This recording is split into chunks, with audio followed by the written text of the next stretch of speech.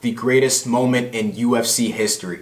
Israel Adesanya defeats Alex Pereira to take his belt back, not only defeating him, but knocking him out in convincing fashion, right? Then the showman, the style bender, as only he could, has the greatest knockout celebration of all time. Going on to talk his talk, and then capping it off with an amazing inspirational speech. Man, what is up? What is up? You already know what it is, man. Welcome to another episode of the Vance Barnes Show. I am him, he is me, Glitch and Matrix, your host, Vance Barnes, man. Appreciate y'all tapping in with us. So one thing I think we can all appreciate about last night and what capped off the night so perfectly is a storybook ending. Literally a movie type ending. Whether we like to admit it or not, we as people, we as fans of art in general, art, sports, we love a good story. It's why we love movies like Remember the Titans. It's why we loved and we're so interested within the Women's National Basketball Championship between LSU and Iowa, Caitlin Clark, Angel Reese, because there was a story behind it. There was this storyline that came with it.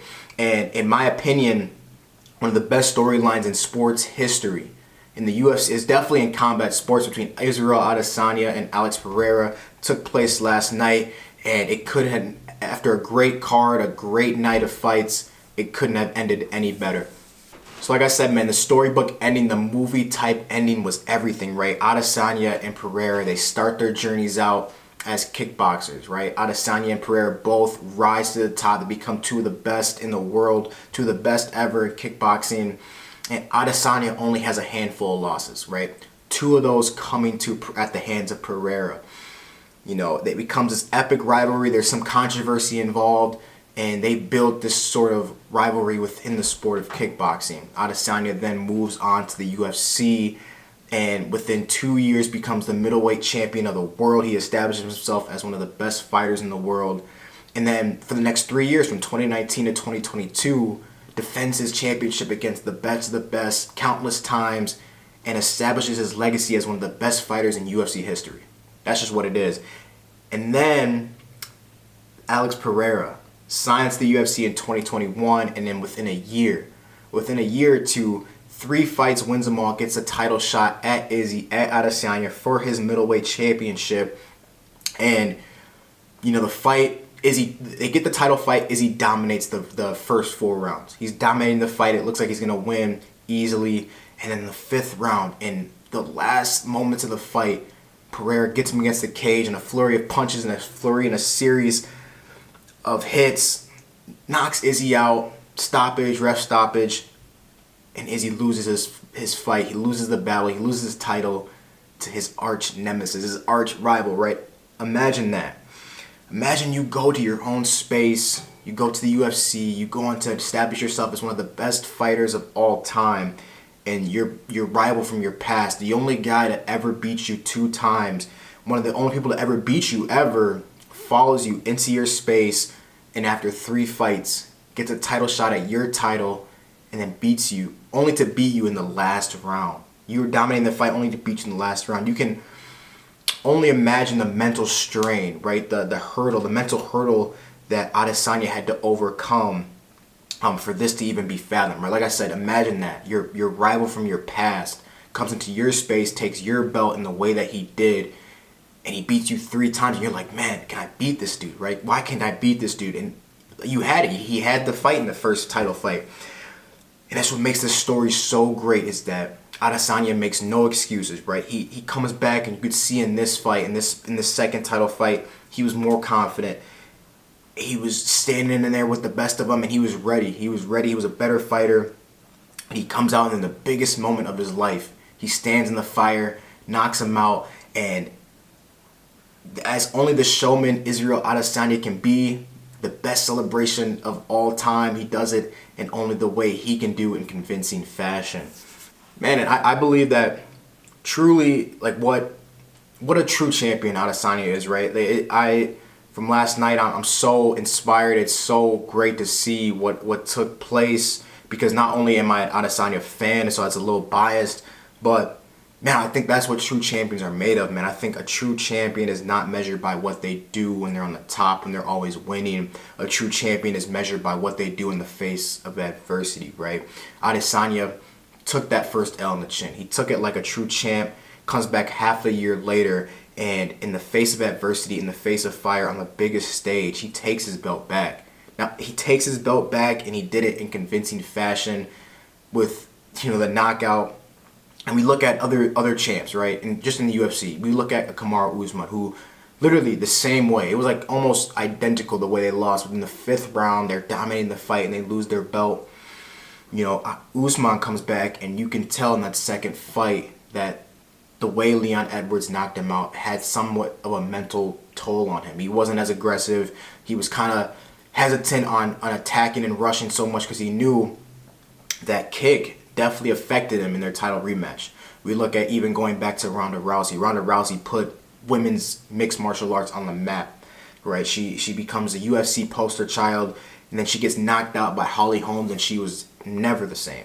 And I believe that Adesanya, he said it best after his victory, man. He said the only way to feel true happiness is to go for something, to fortify your mind. And I think, man, what he said, those words, they're powerful, man. You have to have the courage to step out and create something that you want, to chase something that is bigger than you, and that even at times may be scary because that fear of failure, that fear of success, whatever it is that you're fearing, like he said, man, you got to be able to fortify your mind. That last part is extremely crucial. It's extremely important, and I hope people catch it, right? Fortify your mind. This journey of chasing something, of chasing greatness, it's not for the weak-minded, and I think Izzy was trying to say that, man, you got to be able to block out all that noise. You got to be able to block out the external noise, the internal noise, and negative thoughts that come your way from other people, from you internally, and you just got to continue to push forward, right? Despite what obstacles you may face, because it's not so much like the physical side of things as it is, I believe the mental side that makes people doubt, the mental side that makes people fear, the things that mentally knock them off their path and derail them eventually from, the journey that they were supposed to be on. Because like he said, you got to fortify your mind. You got to be able to block out all that noise, right? Also, imagine if Adesanya never gets knocked out, right? As much as it sucked, as much as it probably hurt mentally and physically, like I said, imagine your rival comes over from your past and he beats you for a 3rd time, and you're like, man, why can't I get over this hump? Why can't I beat this dude? I had him too. As terrible as that may have felt, Adesanya doesn't get that triumphant moment for himself, for his family, and for his fans if that first knockout doesn't happen. He basically said it last night. It had to be the greatest moment of his life when you work hard and you put your all into your craft and you come on this triumphant moment and you're on top of the world. Like literally, he was on top of the world for about 12 hours, right?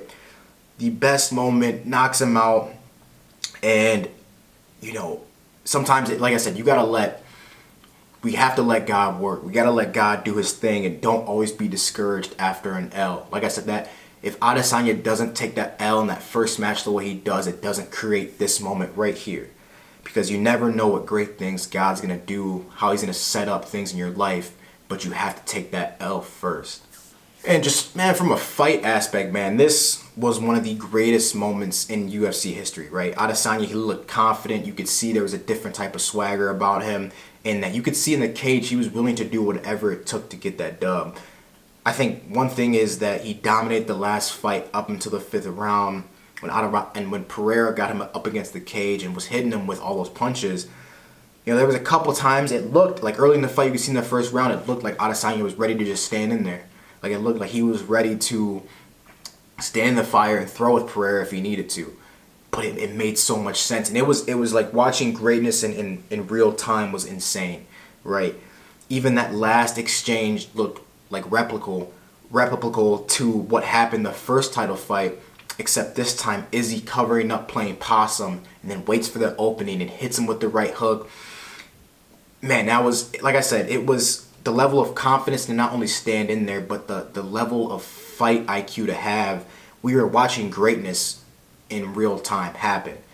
Like true greatness showed itself last night. It was such a great moment that you saw all these things come together, the storyline, Izzy just being ready for the moment, and then how it ended the first fight and how it almost ended the second fight, except for man, it was, like I said, it was a beautiful moment. It was a great moment. What a great fight, capped off by such great fights before. I don't know, that to me that might have been one of the best. Like, people used to always say, oh, he's a boring fighter, his fights are boring. Man, Israel Adesanya has established himself as one of the best ever. Don't care what happens after this, man. Izzy is forever a legend within the game.